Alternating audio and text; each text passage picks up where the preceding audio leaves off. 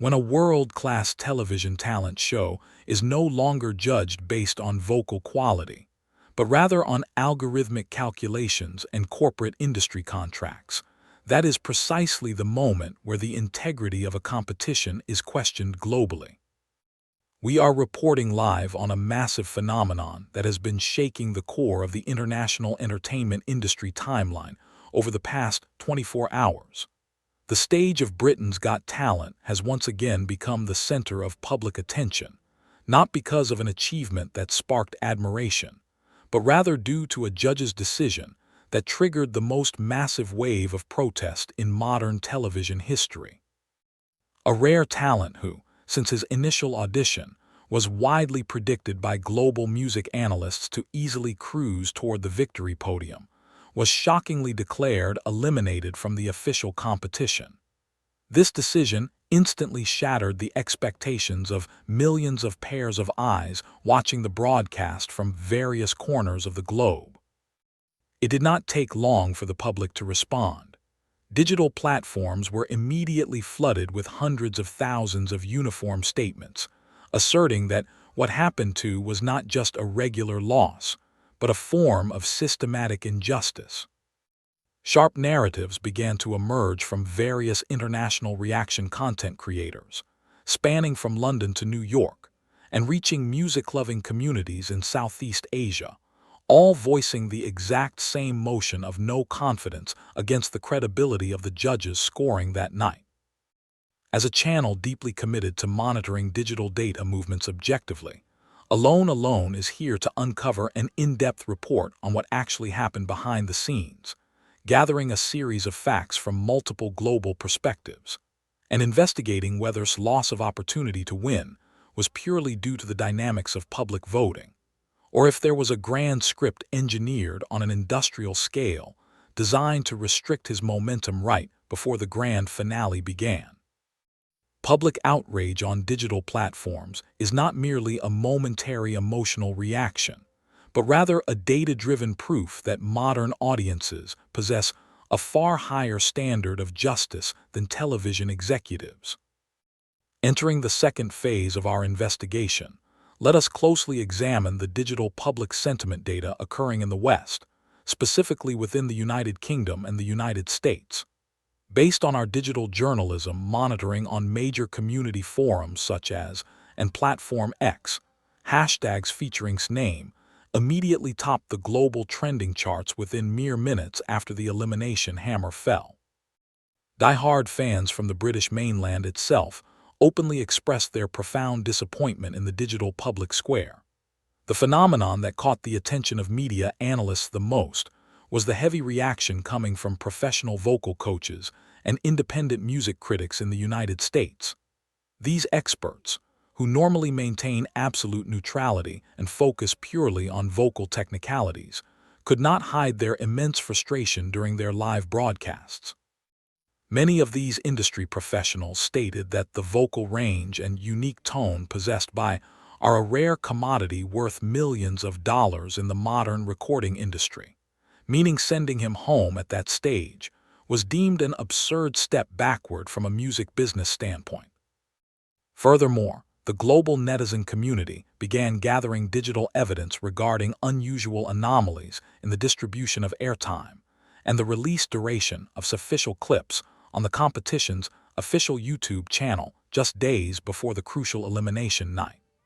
Algorithms revealed an unusual restriction on user engagement on his performance videos compared to the extraordinary explosion scene when his golden buzzer video was first released.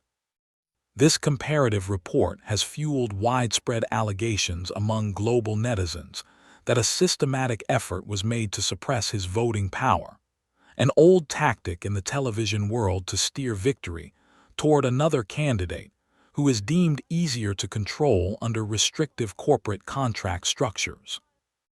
The history of the entertainment industry always repeats itself. Television stages are frequently utilized to filter out the most obedient artists, while the most genuine geniuses are intentionally let go so they do not destroy the pre-existing market structure. In investigative journalism, An event must never be viewed as a single isolated incident.